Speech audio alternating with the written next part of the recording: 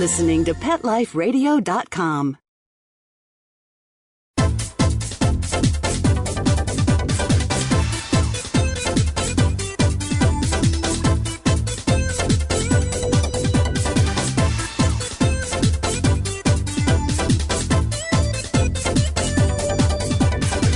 Hello! You're listening to The Animal Party with your host, Deborah Wolf.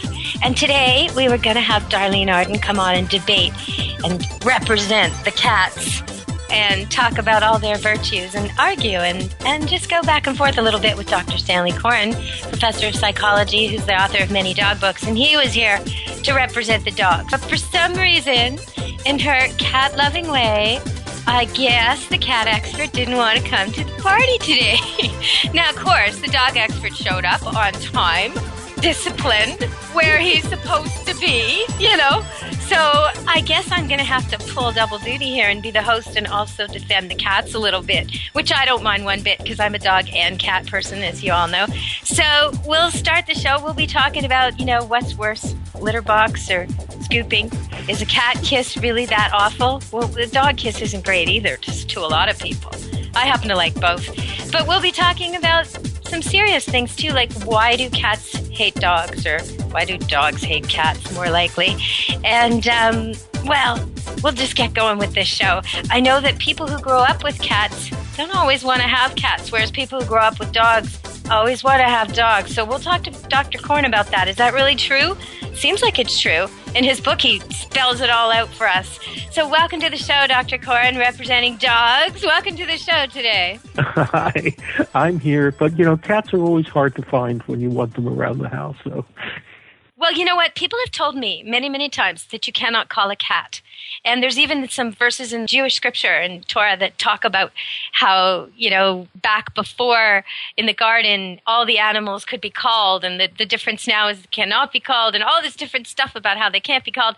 And so I'm often asked, you know, is it true that you can call a cat? And yes, you can call a cat. You can call a cat. I can call a cat. I've got to demonstrate this on YouTube. You can call a cat, and that's true. And probably there are cats being called by name and with the word come and showing remarkable ability to come when called on YouTube if you look. But it happens to me every day. I call my cats. Now, there's a special noise I use to get them to come out when they're shy or they've just been startled. And it's the same noise that a mama cat would make when she's feeding cats.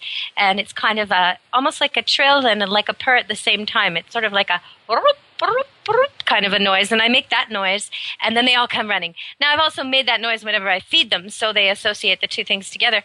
But I also can say to my cat, lion, come. Or angel, come, you know, by name, and they will. So you just have to have the right relationship with your cat to have the cat come. And same's true with a really smart dog. Really smart dog won't come if you don't have a good relationship, wouldn't you say? Oh, well, you know, dogs are into, for the most part, I mean, they're hopeful. So, you know, because maybe something edible will happen. You know what? I didn't plan to ask you about this, but when you say dogs are hopeful, this ties into something I've been observing over the years, and I wanted to ask you about it. I've been meaning to for a couple of years now.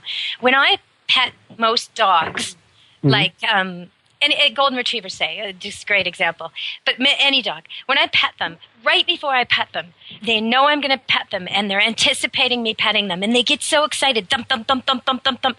But the second I touch them, that almost seems to be less rewarding for them than the anticipation, because usually the tail stops. What's going on with that? How come they like it so much right before? And then they do like it, but you have to remember that tail wagging, part of the essence of tail wagging is excitement.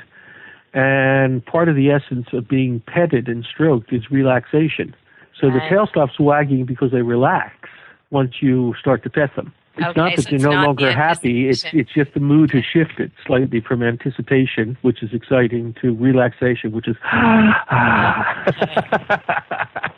Because cats keep purring. They don't stop. They just purr louder when you touch them. So it was kind of an interesting contrast. Yeah. So how come it seems people who grow up with dogs always want dogs, and I don't seem to see the same thing with cats? Your book talks about that. Do you want to explain to everybody what's going on there?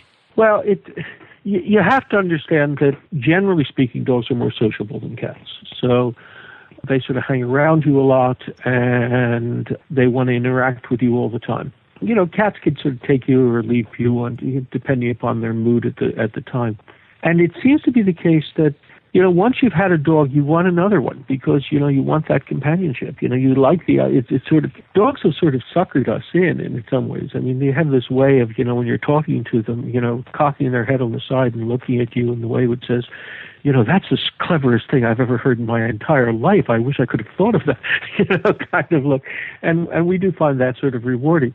On the other hand, cats are very often like furniture. I mean, you know, if I don't like that they're not like furniture. Oh, and people who get them and don't give them anything, any play, any time, any interest, the cat becomes aloof because it's given up on you.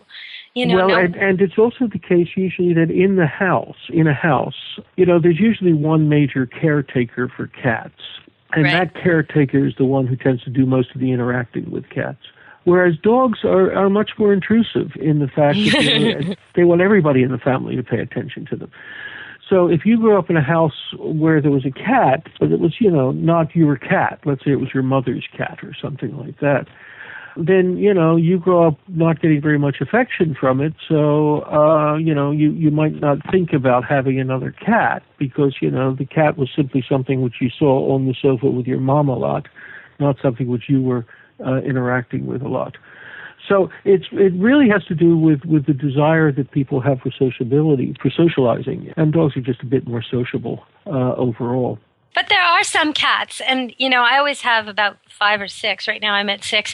There's always one in the group, and right now there's 2, that just adore attention, affection, will get it from anyone who visits, love the children, love all the members of the family. They're kind of the love cushion. They park themselves wherever there's going to be most of that going on. Like they go to bed with each of the kids at bedtime and move once the kid's asleep and then move again and then move again. So they're always with the most, you know, chance of being touched. I mean, that's kind of an exception to your rule though, right? Yeah, well, but it also depends upon the specific type of cat. So, for example, you know, the ginger cat, the orange and white cat, the ones which have the little traditional M or W on their forehead, they're genetically quite different. First of all, 95% of them are male. And second of all, they're wonderful with dogs. I mean, you know, when we have cats in my house, it's always the orange cats because they get along so well with dogs. They're not great with other cats, but they're wonderful with dogs. And if you're going to get a mush bucket of a cat, I mean, you know, those are very often the ones who turn out to be the mush buckets over there. Well, you know what? The 2 I have, they're both males and they're both tabbies. One's orange, one's gray, but not all tabby, but mostly tabby, and they both have that M. I really like an interactive, playful, affectionate cat. I like a cat who will come and do things. And so when I rescue cats, I mean, there's always so many to choose from. You can choose one that's more interactive or less interactive. And I tend to pick the ones that other people might regard as trouble, escape artists, that kind of thing. So they're already showing some inclination to interacting and, you know, using their brains a little bit to show people what they can do. So I pick a little bit, but they are just rescue run-of-the-mill cats. There's nothing fancy about the cats. When we come back, we're going to go to break right now, but when we come back, I'm going to ask Dr. Korn, why does it seem like dogs hate cats? We'll be back. Stay tuned to the party with Deb Wolf on Pet Life Radio.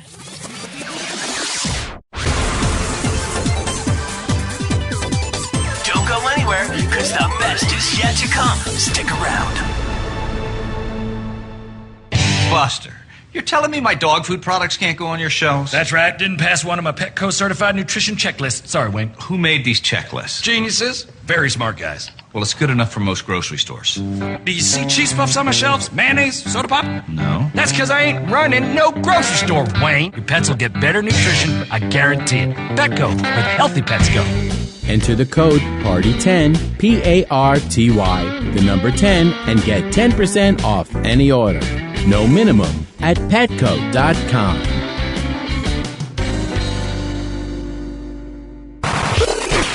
How would you like your business to reach out and invite in our audience? We have a brand new trademark concept called InfoSeeds. InfoSeeds are short 20-second seeds of information about your place of business, practice, or service. Is the best, most cost-effective way to invite us in. We only have a limited number of slots left. For more information, visit the website PetLifeRadio.com. Click on sponsorship information. There you can listen to a sample of InfoSeed. Remember, only a limited number of opportunities are available.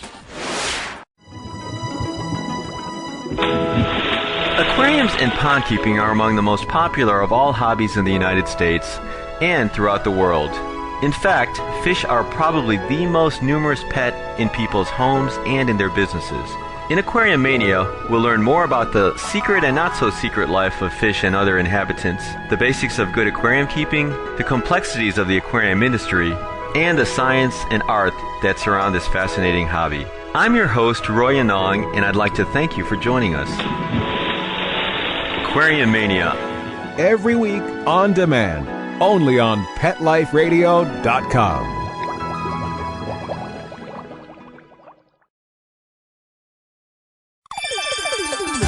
Let's Talk Pets on PetLifeRadio.com. You're inside the VIP room with the hottest party in town. Back to the party. Let's go! Hello! Welcome back to Animal Party on Pet Life Radio. We've got Dr. Stanley Coren, author of Intelligence of Dogs and many, many other books, including Born to Bark. And he's here to help us understand the relationship, the tension. Are cats better than dogs? Are dogs better than cats? And now I'm going to ask him, is it true? Do dogs, unless they're otherwise trained, do they have some kind of natural inclination to just bug cats? What's going on there? Well, part of it is, one aspect of it is that the cat's natural inclination whenever trouble arises is to run. And dogs chase things that run. So, that's a sort of built-in behavior. But one of the real problems is that dogs and cats tend to use exactly the same signals, in communication, but these signals very often mean exactly the opposite. So, for example, when a dog slicks his ears down, so imagine you're looking at a German Shepherd, okay? And his ears sort of go horizontal. That means that dog's feeling insecure. Whereas in cats, when they are aggressive, when they're showing aggression and threatening, they flatten their ears into those airplane wings. Horses too, interestingly, right? Horses do the same thing. They flatten their ears back when they're really angry. That's right. But, if you have a dog and he looks at a cat and the ears are flat, he thinks, oh, well, this cat is no threat. And so he steps forward and he's got a face full of, fangs and claws. Cat and tails, yeah. On the other hand, if a dog holds his tail, straight up, that's a sign of dominance. It means I'm bossing. Yeah, if it's stiff. It's really stiff, what you're talking about. Not the dog that's like loop-de-loop-de-loop-de-loop, waggy-dag. No, the dog that's like stuck straight up, like it's got a string attached to it. Or curled over its back, that sort of thing. But in cats, that is the most friendly gesture that you can get, is this tail straight up. So a cat sees a dog with its tail straight up, and he says, oh, well, he's being friendly. And so he goes over, and the next thing he knows, he's being growled and barked at. And so he'll never trust another dog again as long as he lives. But you know what? If you raise them together, they learn this language very quickly, and then they can read other dogs. They learn this language for the animals that they live with. It's almost as though, well, I've got this spooky animal that I'm living with who doesn't really understand the language, but I know what they mean. But the cat next door, they're going to respond the same way to misreading the signals.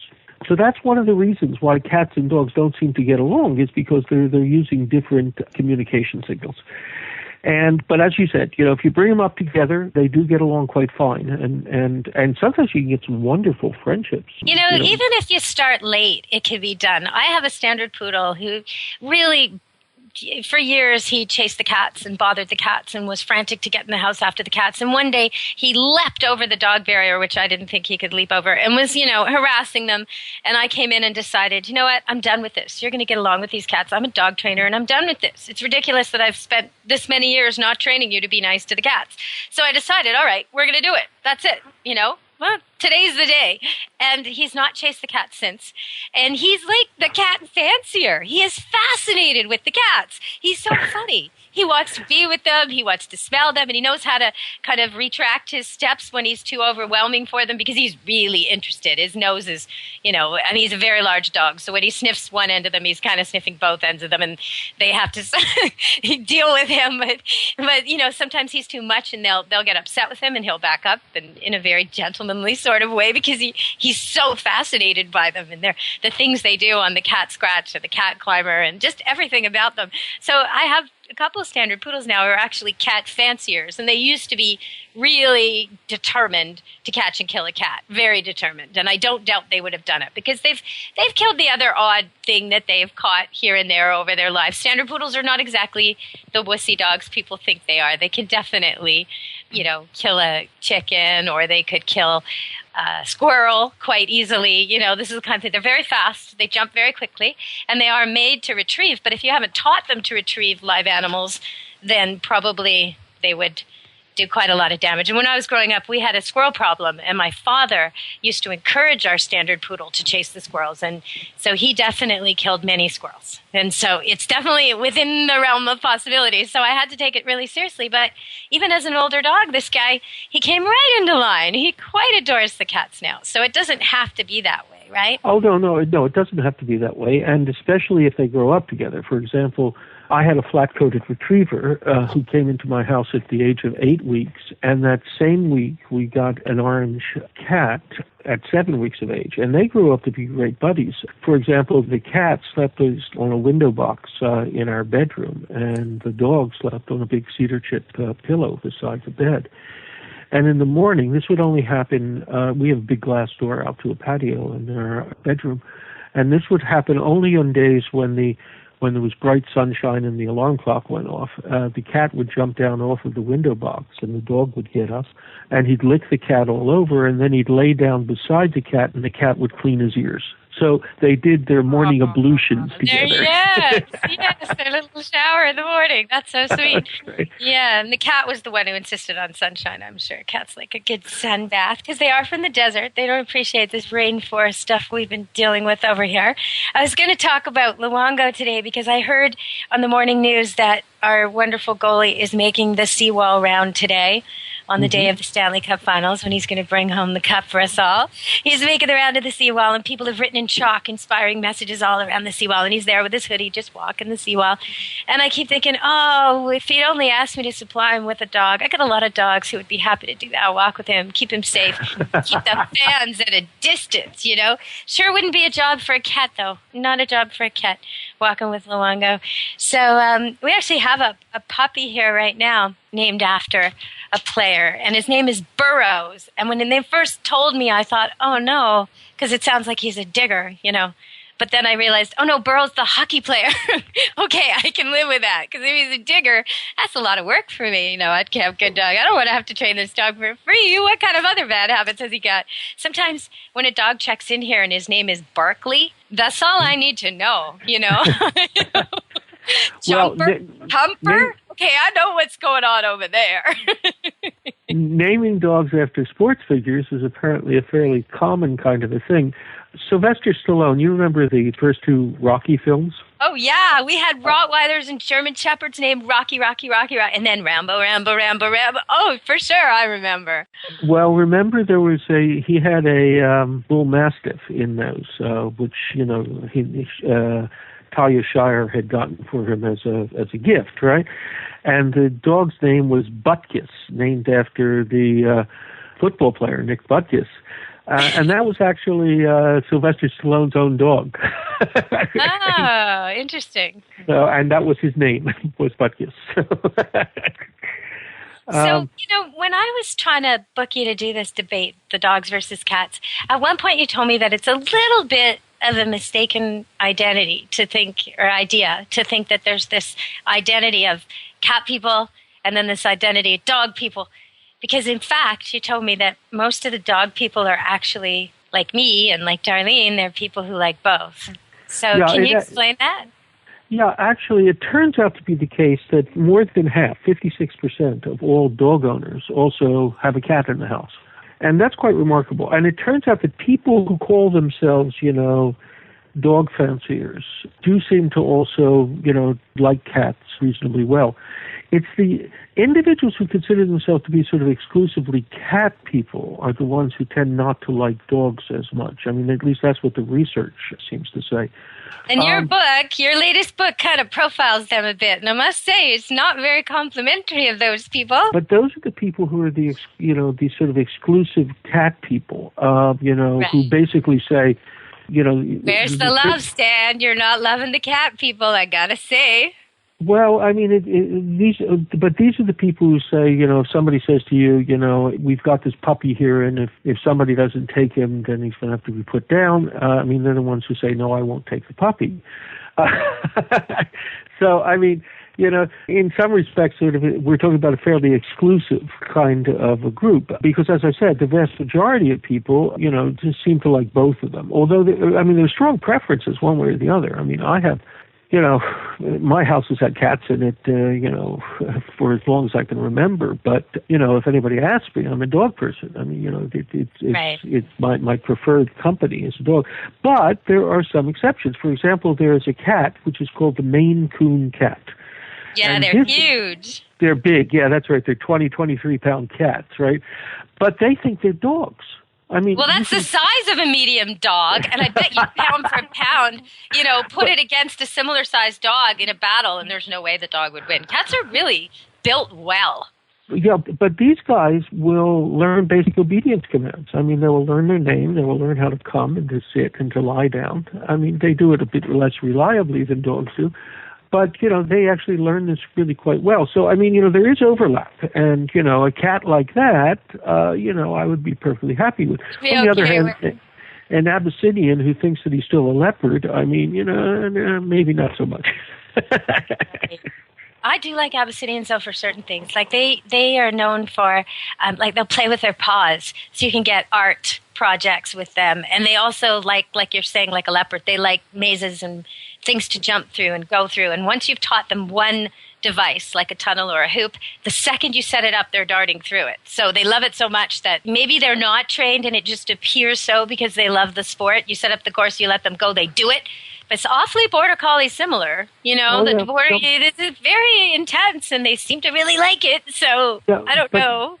But the critical dimension seems to be, in part, how sociable the animals are. I mean, let's go back in history, okay? Dogs really, early on, 14,000 years ago, we had dogs, we have evidence that dogs were actually living in the houses and the camps of human beings.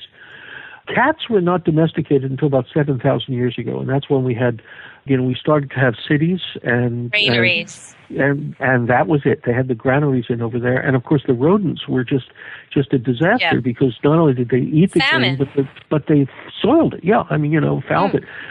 So cats were a godsend at that point in time, but. The cat was going to work by himself. The cat is at night, catching mice and killing rats. Well, they are solitary hunters. Even though they like to live in colonies or groups or families, they are solitary hunters. And I think people often separate their kitten so young and don't expose it to other cats its whole life, and then they think it's solitary because it just doesn't have any skills. It's kind of unfair, really. But with dogs, we expect them, and in fact enforce the fact that they have to be interacting with us all the time. Yeah, we do. And with other animals, we expect them to be social with other dogs. So we make that happen. And not all dogs are, because some breeds have been bred not to be, but also sometimes, like I'm saying with the cats, sometimes they're isolated at the wrong time in their puppy life, and they don't learn how to get on. And so they need to be taught. And that can happen at any time, but it gets harder and harder, especially with intact males. But the fact that you end up with cats then who, are not particularly sociable, and dogs who are very sociable, and cats, of course, are active, much more active during the night than they are during the day, whereas dogs are more active during the day.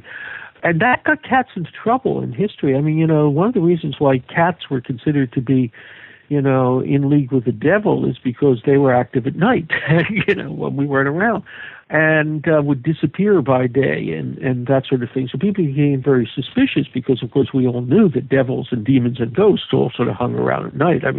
You're not going to find one sort of sitting beside you in the bright sunshine on the deck in front of Starbucks. Well, I don't know. That might be exactly where you'd find some there's some thing. But I get what you're saying. Okay, so we're going to come back in a second. We've got to go to commercial break again. We're going to come back and let's see, what should we go with when we come back? Well, you know what? Before we go to break, I want to say we did another show just like this with Darlene Arden representing cats, and we were talking about dogs. And it's so in the episodes of Pet Life Radio Animal Party, it's one back from this one. You can find it real easy. And just if you like this topic and you want to know about some of the other things we talked about a lot of stuff last time, so check it out. It's really fun, and Darlene represents cats. But one of the things that was mentioned in that last show was you got a jab in near the end where you said cats weren't loyal, and there's no question that the loyalty of dogs can be measured more easily, but there was one cat who returned to its family, and it's a German cat, Minuschka is its name, and it took it 61 days to travel 2,400 kilometers to find its family. So there are some cats who are very loyal. There was another one recently on Vancouver Island who was thrown outside every night, which is a terrible thing to do to your cat in a place with coyotes and traffic. But anyway, it was thrown outside every night, like usual, sort of like the Fred Flintstone cartoon, and they did the same thing. But the man also cleaned out the fire, put all the embers in a bag, put it by the front door, closed the door, went to sleep, middle of the night, yowling and howling and meowing, and he was about to go out and kick the cat. He was so mad. And as he comes down the hallway to go out and find out why the cat's freaking out like this, he sees smoke billowing in the door. The bag had caught on fire, and the eaves had caught on fire, and the siding had caught on fire, and the cat was bravely standing there trying to wake up the family. So not all cats are disloyal, everybody. All right, we're going to commercial. We'll be back in a second, and we'll talk. I'm going to ask you about postal workers and dogs. We're going to talk about that when we come back, because there's a big strike here in Canada, and the postal workers might be denied their benefits. And I feel terrible for the posties who get bit. So we'll talk about that when we come back. Stay tuned to Animal Party with Pet Life Radio. Don't leave this party before it's over, because the best is yet to come. Only losers leave the party early anyway. Party on. Back in a few. Love your pets but wish their medications were a lot less expensive? They are at 1-800-PET-MEDS. You'll not only save on flea and heartworm medications, but on prescriptions for arthritis, incontinence, thyroid, and more. And you get fast service, free shipping, and a 100% satisfaction guarantee. Plus, our licensed pharmacists ensure accuracy, monitor drug interaction, and more. See why over 5 million people have trusted their pet's health to 1-800-PET-MEDS, America's largest pet pharmacy. Call now or order online. Go to petmeds.com/party, PARTY, to get 10% off any order and free shipping on orders of $39 or more. How would you like your business to reach out and invite in our audience? We have a brand new trademark concept called InfoSeeds. InfoSeeds are short 20-second seeds of information about your place of business, practice, or service. We only have a limited number of slots left. For more information, visit PetLifeRadio.com. Click on sponsorship information. There you can listen to a sample of InfoSeed or email us at PetLifeRadio.com. Remember, only a limited number of opportunities are available. Hi everybody, I'm Megan Blake here with my sidekick Super Smiley, the giant mutt and spokes dog for throwaways. You're listening to Pet Life Radio, and I'd like to tell you about our brand new show, A Super Smiley Adventure. Our show explores adventures with animals. They can be traveling, out in the world trips, or inner journeys where our animals lead us to inspiration and self-discovery, or just plain fun adventures. Join us here on Pet Life Radio on A Super Smiley Adventure. Good boy. Let's talk pets. Let's talk pets On Pet Life Radio. Pet Life Radio. PetLifeRadio.com. You're inside the VIP room. with the hottest party in town. Back to the party. Let's go. Hello! We're back at the party with Pet Life Radio. And I've always tried to train my dogs to be nice and heel and listen around mailmen, and to actually make sure that whenever I visit customers, they have good gates and latches and dogs are not out harassing mailmen. because people who deliver the mail smell and seem to dogs like foreigners who go from house to house to house suspiciously leaving things. And they come, they get barked at and told to leave, and they still come. And then they return the next day. And it's very, very suspicious. And all the dogs in the neighborhood tell them, hey, he's coming, he's coming, he's coming. And then it's that dog's turn. He's here, he's here. And this goes on all the way down the block. So they're pretty on guard for the mail carrier. So you don't want them getting into any contact. And if you can, when your puppies are very young, teach them mail carriers are nice. Get them out there healing and playing and getting cookies from them. And you have to ask the mail carrier for their help with this. But the reason I'm talking about all this is because I feel terrible every time I'm called about a dog who's bitten a carrier. And I wonder if Dr. Korn has some experience with this. Yeah, actually, every year or so, the Postal Service has me come out and sort of give tips to the mail carriers and give a little talk and that sort of thing. Anyway, one of the reasons why dogs continue to bark at the mail carrier is because, he comes to the door and they bark and he goes away. So that's very rewarding for them. So they're being reinforced every time. One of the things it's very funny. Part of the problem which we have here is dealing not only with the dogs and the individual postal workers, but dealing with the unions and the bureaucracy. What I had suggested, and this was 10 years ago, and repeated it a number of times, was that the mail carriers, carry a pocket full of some treats. And if they toss the dog a treat, the dog will come to anticipate they're coming, but it's not a hostile thing. Here comes the cookie machine. And that would change the whole tone of it all across the country.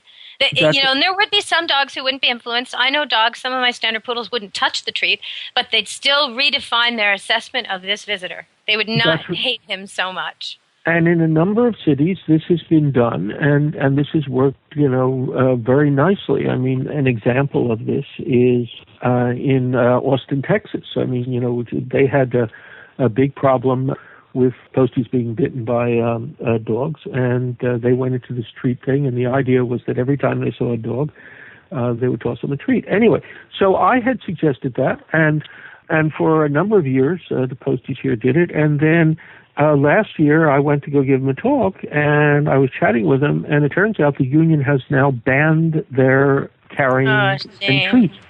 And their argument, and which I think is an absolutely ridiculous argument, is, if the regular mail carrier carries treats and then goes on vacation, there's a substitute carrier who's there who doesn't have the treats, then dogs are going to get angry and bite him, which is the most stupid thing. It's like Pavlov's dog. It's like AO1Y, beginner studies in animal psychology.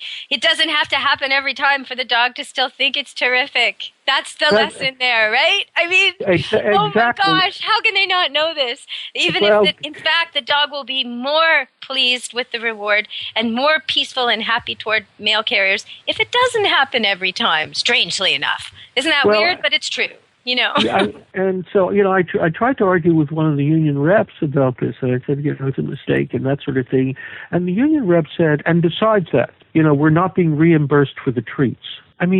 How much does a handful of dog cookies cost you? Compared to surgery, compared to time off work, compared to stress leave, compared to PTSD and the things that they go through, and I feel terrible for them. Imagine if you were bitten, really bitten, even someone like me who adores dogs. I did a takedown with RCMP once. I let them take me down for demonstration purposes with the dog in front of a crowd. And that was, even though it was all positive and I wanted it to happen and everything, it was still a little bit hard for me the next few times I went in with very large aggressive dogs, because I always knew theoretically what they could do to me, but for the first time I actually knew what they could do to me, really, like my body knew. And I had to kind of fight that a little bit. I'd never had a fear of dogs, but it was like, whoa. You had the black and blue marks, which you didn't expect. Oh, they threw me like 18 feet, this dog. And I was padded up like the Michelin Man. And it didn't matter.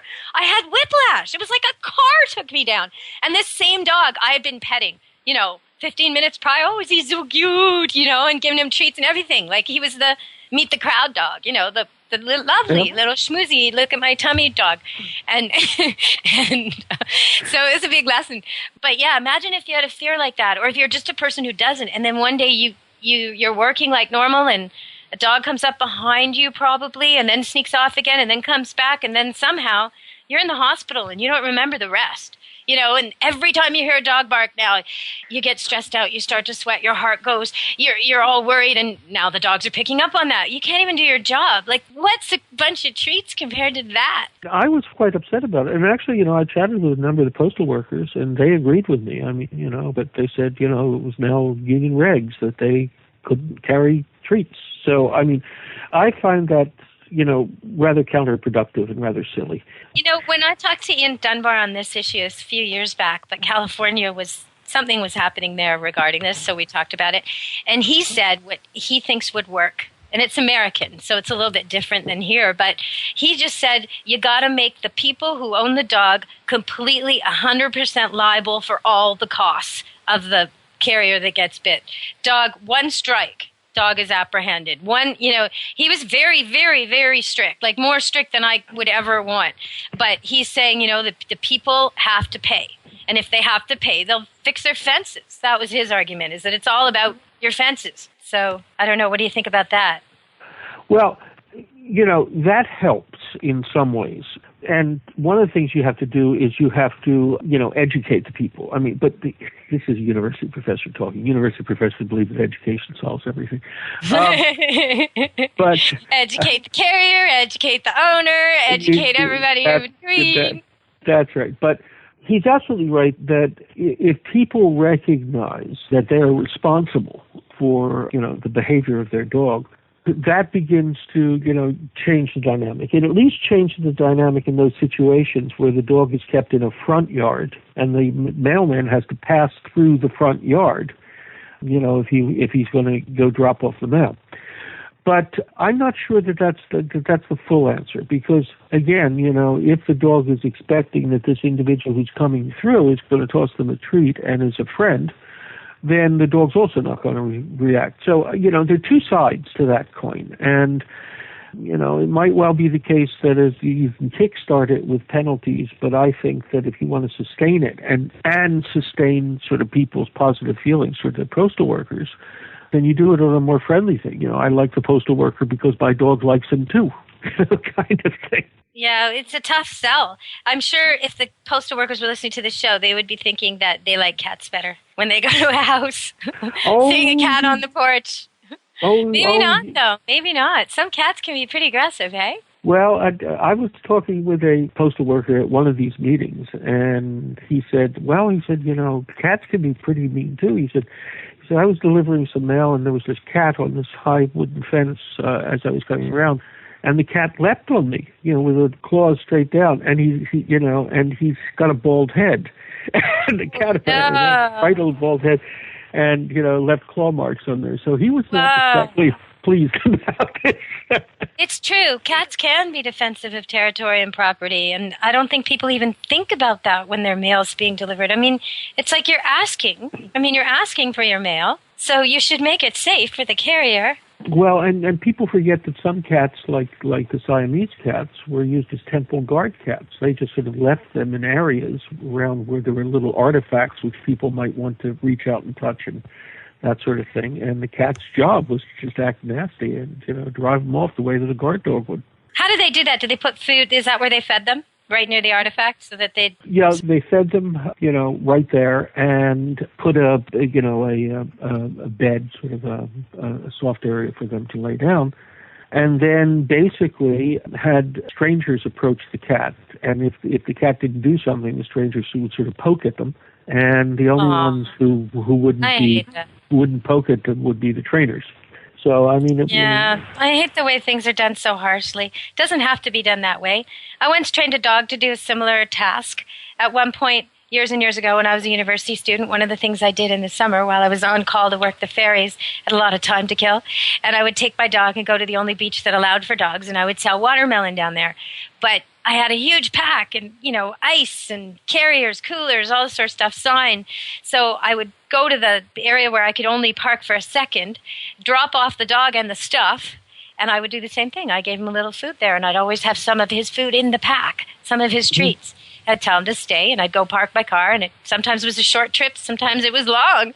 But when I got back there, I knew my pack was going to be completely not touched by, my wolf cross would be sitting beside it, proudly watching over his kibble and his treats, Not a question in my mind that my pack was going to be raided. And people would always tell me, they'd look at me, they go, good dog. And I'd know that was a person who'd made an attempt or thought about it, It's like, yeah. You're right, he is. Keep walking,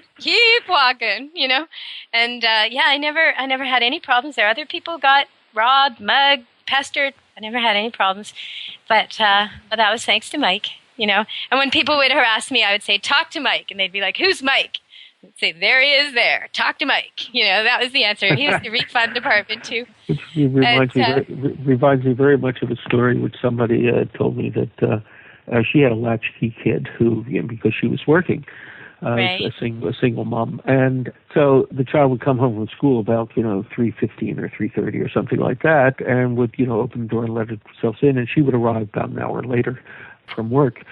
Anyway, one day the child forgot the key, and the mother noticed it and was still hanging on the door.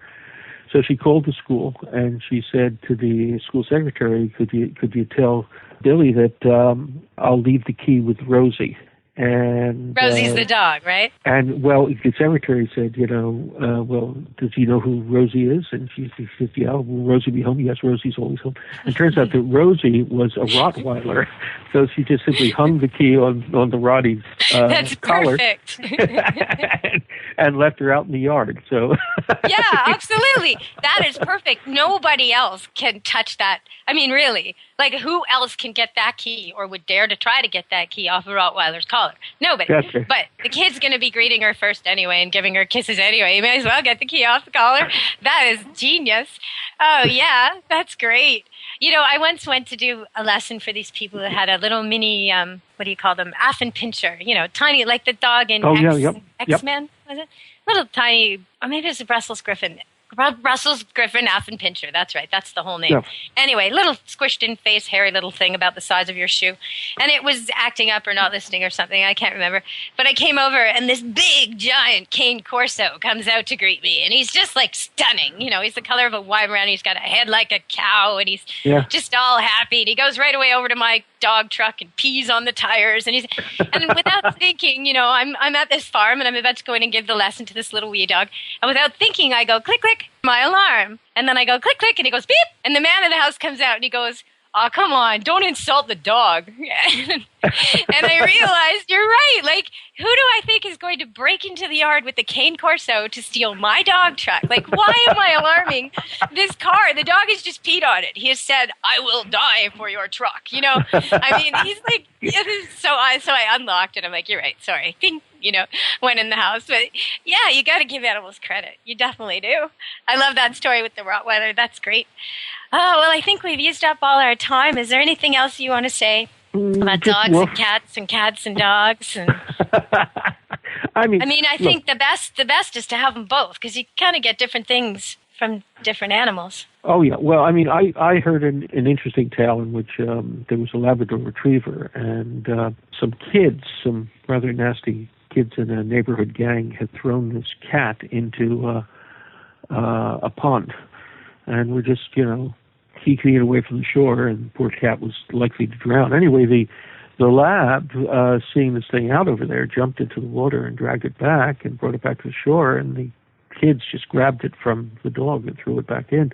Anyway, the lab went out again and fetched the dog, and this time swam to the far shore and then brought the cat into the house and laid it down next to the hot air register and wouldn't let anybody in the family come close until it was quite clear that they were going to, be kind to the cat. And they kept the cat, and the cat slept with the dog, and they just named the cat, Lucky, because, Yeah, I hope someone got on those kids, though, and called their parents, because this kind of thing, they've done so many studies on it, and when kids are mean to animals, it's a sign, usually, that somebody's being mean to the kids, usually. So it's an alarm bell that should be going off, but it's also a sign that they're going to get meaner and extend beyond just animals to other children and people, and it's nasty stuff beginning that you want to catch right away. Those kids were not okay, that group of kids. In fact, there's a wonderful study with a sad outcome, which looked at 23 serial killers and found that every single one of them had a history of animal abuse when they were young.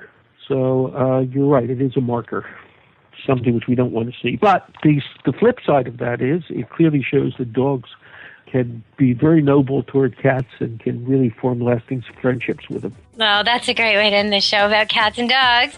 So if you all want to check out more on this topic, listen to the last episode we did for Animal Party, Pet Life Radio. And I'll tell you again, if you want to see some beautiful standard poodle puppies actually coming into this world, being born into the world. It happened on the same day as the royal wedding, and they're all red, and there's 7 of them, and they're all great, and they're lovely. And you can look, there's more pictures up there too, and there's pictures on my Deborah Wolf Pet Expert on Facebook site if you want to check them out. But the live video of the actual birth of the puppies is now at DeborahWolfOnline.com. And if you subscribe for free, then you get a 1-page newsletter each month. No junk, no ads, no nothing. It just tells you what's going on with me. So if you want to, with a click, you can find my latest radio shows and my latest blogs and just put your paw on the pulse of the animal world. So everybody, thank you. And thanks, Stan. Thanks for coming to the party again, Dr. Corin, author of Born to Bark. Oh, it's been great. It's been great. You had to represent dogs and cats a little today. And we'll have woof and meow, huh? Yeah, well, we'll have to sweet talk Darlene. I don't know. We'll maybe have to plant some catnip to get her back in the studio and talk really nicely in a quiet voice if we want her to come, maybe. It's been great having you again, Stan. So thank you. All right.